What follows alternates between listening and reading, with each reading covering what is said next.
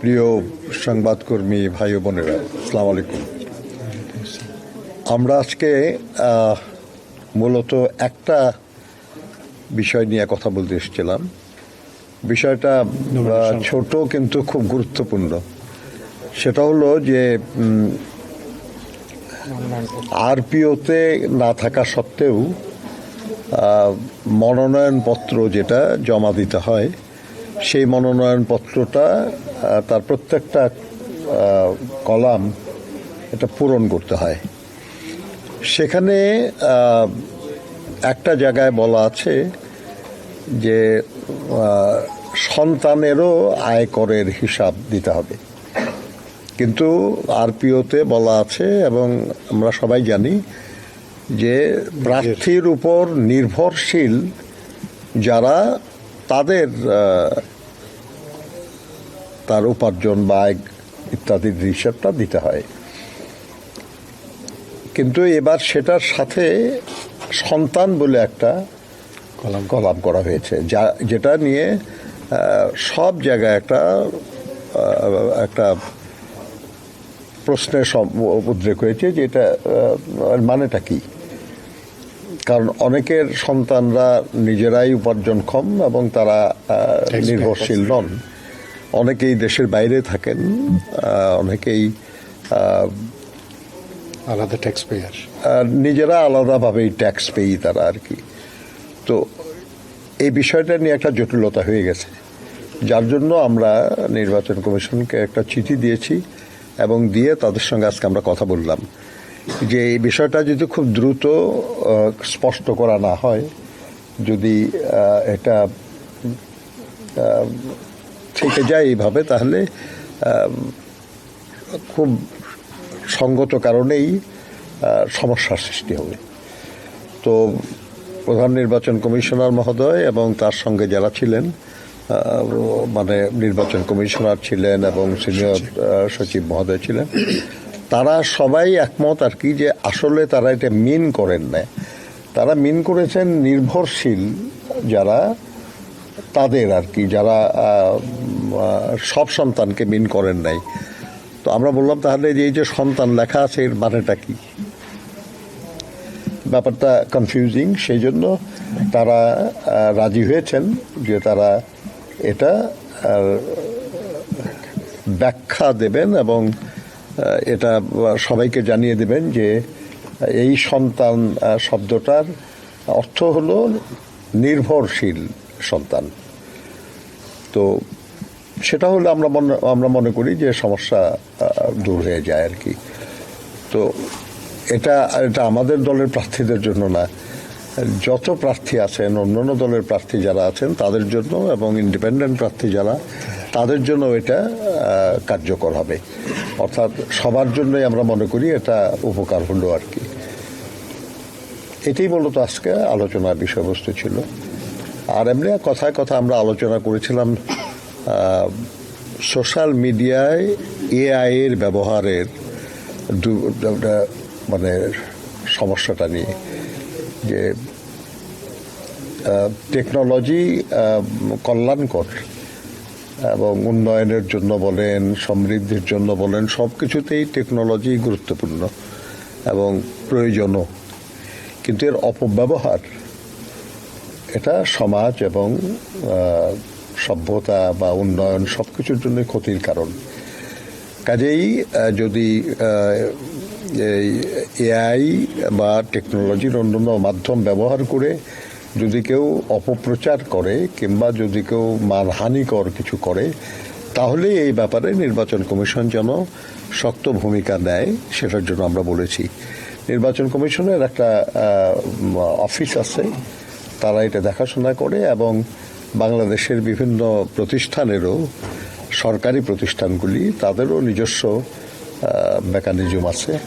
তারা সবাই মিলে এ ব্যাপারটা খেয়াল রাখবেন এবং আরও সক্রিয় হবেন তারা বলেছেন। আমরা তাদেরকে এটাও অনুরোধ করেছি যে এটা বন্ধ করার যে প্রক্রিয়া, সেই প্রক্রিয়াটা একটু সময় সাপেক্ষ, কিন্তু আপনারা যদি খুব দ্রুত ফ্যাক্ট চেক করে যদি এটাকে ফেক চিহ্নিত করেন, তাহলে আপনার এই নিয়ে নেতিবাচক প্রচারণাটা কম ক্ষতিকারক হবে। তো এটাও তারা বিবেচনার আশ্বাস দিয়েছেন আমাদের। আমরা মনে করি যে যারা এসব কাজ করে তারা তো আমাদের সবার জন্যই ক্ষতিকারক মানুষ, কিন্তু তারপরেও যা হয় আর কি, যে কেউ নিজের পক্ষে বেশি বলার না থাকলে অন্যের বিপক্ষে বলে নিজের ভালো করার চিন্তা করে অনেকেই আর কি, যদিও হয় না সেটা, কিন্তু চেষ্টা করে অনেকেই। এটা অনুরোধ করা, তাদেরকে বুঝায়া বলা, এগুলো ভদ্রসম্মত কাজ, কিন্তু শুধু ভদ্রসম্মত কাজে তো হয় না। সেই জন্য যাতে তাদের বিরুদ্ধে আইনানুগ ব্যবস্থা নেওয়া হয় সে অনুরোধটা আমরা করেছি। ধন্যবাদ। তফসিল সংশোধন কিংবা এই ধরনের কোনো বিষয় না, এ ব্যাপারে আমরা কোনো আলোচনা করি নাই। তফসিলে মনোনয়ন ফর্ম জমা দেওয়ার সময় বাড়ানোর এ ব্যাপারে আমরা আমাদের দলের কোনো সিদ্ধান্ত নাই, বা এই ব্যাপারে আমাদের আলোচনার কোনো ম্যান্ডেট ছিল না, আজ আমরা করি নাই। হ্যাঁ, আমি জানি এই নিয়ে আমরা কোনো আলোচনা করি নাই। তবে আমার জানা মতে, আমি একজন রাজনৈতিক কর্মী হিসেবে আমি যেটা বুঝি যে নির্বাচনী প্রচারণা এখন বন্ধ, কিন্তু যে কোনো রাজনৈতিক সংগঠনের সাংগঠনিক কার্যক্রম কিন্তু বন্ধ নাই। ওনারা যা করবেন সেটা নির্বাচনী আচরণ বিধি হয় কি না, এটা তারা ইলেকশন কমিশন বুঝবে আর তারা বুঝবে। শরিক দলগুলির সঙ্গে আলোচনা করে করা হয়েছে অনেক কিছু, তারপরেও এখনো সময় আছে,